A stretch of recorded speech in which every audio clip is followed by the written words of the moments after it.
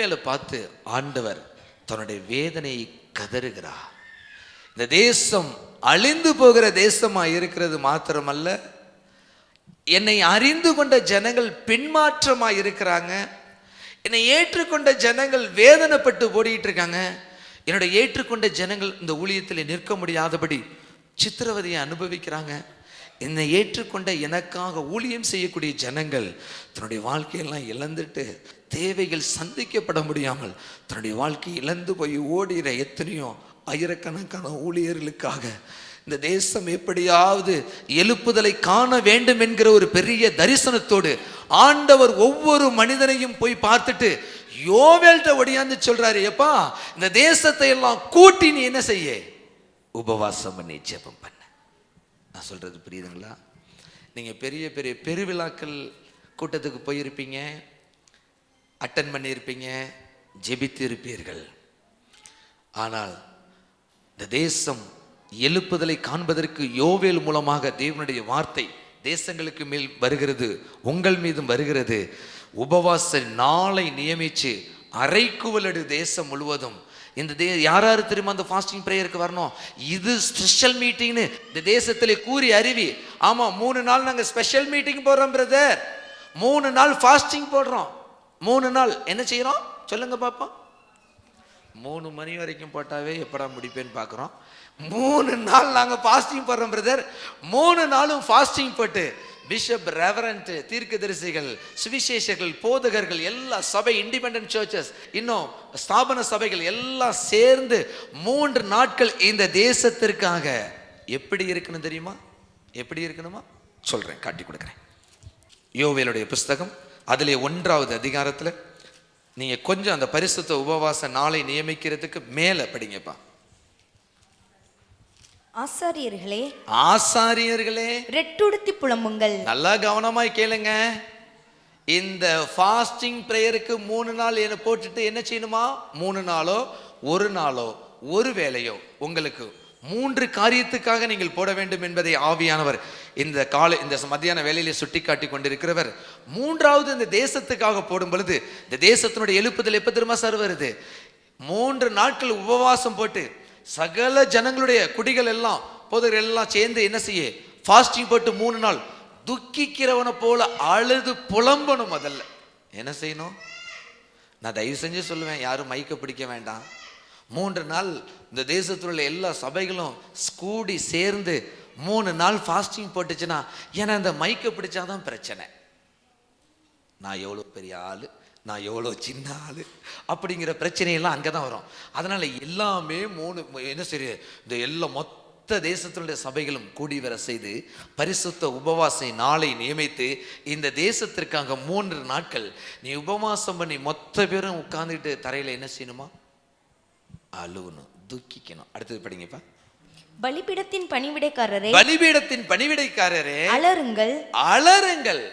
எல்லாம் சேர்ந்து என்ன செய்யுங்க, இந்த தேசத்திற்காக நீ அலறி கண்ணீர் விடும் பொழுது அவங்க மாத்திரம் இல்ல, நாம் அடுத்ததும் படிச்சிருங்கப்பா. என் தேவனுடைய தொண்டரே, தொண்டர் படை புரியுதா? தொண்டர் படை நீங்க தான். விசுவாசிகளே, நீங்கள் என்ன செய்யுங்க, நீங்கள் உள்ளே பிரவேசித்து, சர்ச்சுக்குள்ள பிரவேசித்து இரட்டுடுத்தவர்களாய் தங்குங்கள். என்ன தங்கணுமா? எப்ப ஃபாஸ்டிங் பிரேயர் முடியுதுன்னே நீங்க பார்க்க கூடாது. நல்ல பிள்ளைங்க நீங்களாம் என்ன செய்யணுமா? நீங்களே என்ன செய்யணுமா? இந்த தேசத்திற்காக கதறி அழுகணுமா? இவ்வளோ பேரும் கூடி வர செய்து இந்த தேசத்திற்காக ஜெபித்தோன்னா, கர்த்தர் 3 நாட்கள் நீங்க ஃபாஸ்டிங் போட்டு ஜெபம் பண்ணோன்னா நம்ம ஆண்டவர் பேசுவாரா பேச மாட்டாரா? சொல்ல மாட்டீங்களே. இதை போய் சொல்லி செய்யுன்னு சொல்லுவார். ஒரே ஒரு மனிதன் தன்னுடைய வாழ்க்கையை இந்த இயேசுவுக்காக அர்ப்பணித்து வேல்ஸ் தேசத்தை மாற்றின ஒரே ஒரு மிஷினரி. ஒரு மனிதனை சத்தத்தை கேட்டு தேவன் தேசங்கள் மீது எழுப்புதலை கொண்டு வர முடியுமே. ஆனால் கர்த்தர் இந்த கடைசி நாட்களிலே யோவேல் மூலமாக இந்த தேசம் எழுப்புதலை காண்பதற்கு மிக முக்கிய தீவிரித்து வரக்கூடிய தீவிரமாய் செய்யக்கூடிய காரியம் என்ன தெரியுமா? இந்த தேசத்தின் மீது பரிசுத்த உபவாச நாளை நியமித்து the special meeting called for the fasting அப்படின்னு சொல்லணும். போட்டா ஆண்டவர் கிரியை செய்வாரா செய்ய மாட்டாரா? சரி, இப்போ 3 விதமான காரியங்களுக்கு தான் என்ன செய்யணுமா, நம்ம ஃபாஸ்டிங் போடணும். சரி, நீங்க எல்லாம் ஃபாஸ்டிங் போடுறீங்களா? போறீங்க. சரி, நம்மளுடைய ஃபாஸ்டிங், உங்களுடைய ஃபாஸ்டிங்கும் என்னுடைய ஃபாஸ்டிங்கும் எப்படி இருக்குது? நம்ம ஃபாஸ்டிங் போட்டு ஜெபிக்கிறோமே, அந்த ஜெபத்துக்கு ஏன் பதில் வரல? படிங்க. மத்தேயுக்கு எழுதின சுவிசேஷ புஸ்தகம் 4வது அதிகாரம் 2வது வசனத்தை ஒருத்தவங்க படிப்போம். அவர் இரவும் பகலும் 40 நாள் உபவாசமாய் இருந்த பின்பு. ஆமா, நல்லா கவனமாய் கேளுங்க. இயேசு கிறிஸ்து ஃபாஸ்டிங் போட்டாரா போடலையா? அதுல தானே போட்டிருக்கு, கொஞ்சம் பார்த்து தான் சொல்லுங்களேன். படிங்க சத்தமா, எல்லாமே படிங்க. அவர் இரவும் பகலும் 40 நாள் உபவாசமாய் இருந்த பின்பு அவருக்கு பசி உண்டாயிற்று. ஆமா, 40 நாள் என்ன செஞ்சாங்க? இயேசு கிறிஸ்துவே ஃபாஸ்டிங் போட்டாராம்ப்பா. நீ ஏன்ப்பா ஒருவேளை ஃபாஸ்டிங் போட மாட்டற? நான் சொல்றது விளங்குதா? இயேசு கிறிஸ்துவே 40 நாள் ஃபாஸ்டிங் போட்டாராம். பிதாவாகிய தேவன் தம்முடைய குமாரனாய கிறிஸ்துவை இந்த பூமிக்கு அனுப்பினதனுடைய சார், அவர் ஃபாஸ்டிங் போட வேண்டாம் சார். டிஸ்குங்க இப்படின்னா இப்படி என்ன சொல்றாரோ அப்படியே நடக்கலாமா நடக்கக்கூடாதா? ஆனால் பாருங்க, நீங்க ஞானஸ்தானம் எடுக்கணுங்கிறதுக்காக யோர்தான் நதியிலே யோவான் ஸ்நானங்களால் என்ன செய்ய போய் நிற்கிறாரு. எப்பா எனக்கு ஞானஸ்தானம் கொடுப்பா. அவன் மிரண்டு போறான். ஞானஸ்தானம் நீங்க எடுக்கணுங்கிறதுக்கு இயேசு கிறிஸ்து முன்மாதிரியாய் செயல்பட்டார். உண்டா இல்லையா?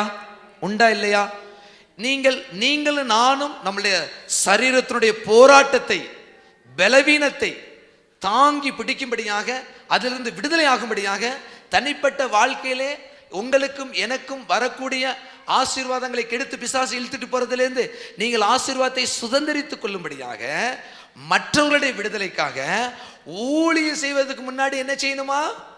கண்டிப்பாக நீங்கள் உபவாசம் இருக்க வேண்டும்.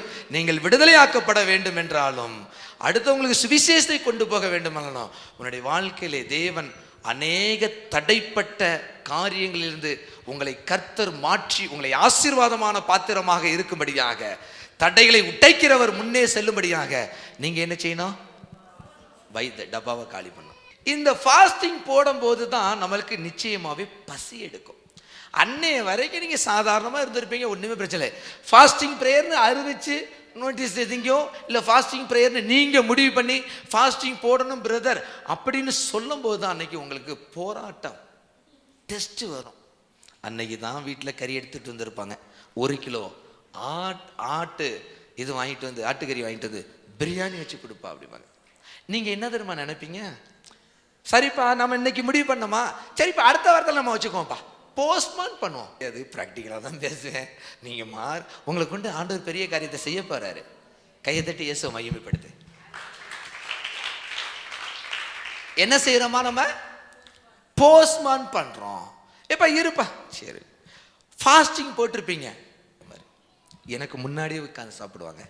உங்களுக்கு எப்படி இருக்கும்? 4 ஸ்தோத்திரம் பண்ணுவீங்க, 5வது ஸ்தோத்திரம் பண்ணுவீங்க. புருஷன் எங்கள் ஆட்டுக்கறி பிரியாணி மட்டன் பிரியாணி சாப்பிட்டுட்டு இருக்கும்போது சோத்திரம் ஆண்டவரே சோத்திரம், அல்லே லூயா அல்லே லூயா. கொஞ்சம் எமோஷன் ஆகிட்டீங்கன்னா என்ன செய்வீங்க? தட்டோட தூக்கி மூஞ்சில் அடிப்பீங்க. நான் ஃபாஸ்டிங்கில் இருக்கேன், உனக்கு மட்டன் பிரியாணி தேவையா? உண்டா இல்லையா? புரியுதுங்களா?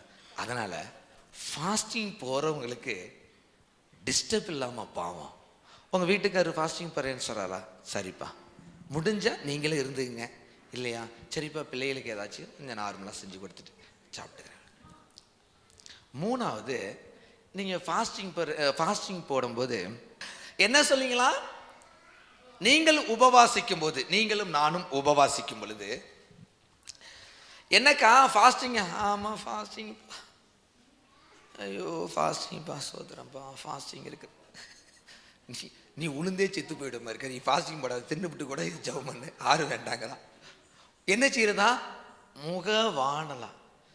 இன்னொன்று செய்வாங்க, எப்போ நான் ஃபாஸ்டிங் இன்னைக்கு இன்னைக்கு பாஸ்டர் நான் ஃபாஸ்டிங் இன்னைக்கு பாஸ்டர் நான் ஃபாஸ்டிங், அக்கா நான் இன்னைக்கு ஃபாஸ்டிங்க்கா, அக்கா நான் ஃபாஸ்டிங், பிரதர் நான் ஃபாஸ்டிங் இன்னைக்கு ஃபாஸ்டிங். ஊரே தெருவே நோட்டீஸ் அடிச்சு ஒட்டிடுறது. படிப்பா, இப்ப படிப்பா. அவர்கள் உபவாசிக்கிறதை நீங்களும் நானும் உபவாசிக்கும் போது அப்படிதான் படிக்கணும். மனுஷர் காணும் பொருட்டாக மனுஷர் காணும் பொருட்டாக தங்கள் முகங்களை வாட பண்ணுகிறார்கள். நீங்க மூஞ்சி சொக்கி போய் வைக்காம, இல்ல 4 கப்பல் கவுந்தது மாதிரி அப்படியே கண்ணத்துல ஃபாஸ்டிங் அப்படின்னு உட்கார்ந்துருக்காம, சொல்லுங்க. அவர்கள் தங்கள் பலனை அடைந்து தீர்ந்ததென்று மெய்யாகவே உங்களுக்கு சொல்லுகிறேன். அப்படி நீ செஞ்சுச்சா உன்னோட இது அவுட் கேஸ், நீ ஃபெயில் ஆயிட்டேன்னு அர்த்தம். பாஸ் ஆகிறதுக்கு என்னன்னு சொல்லு, படிப்பா.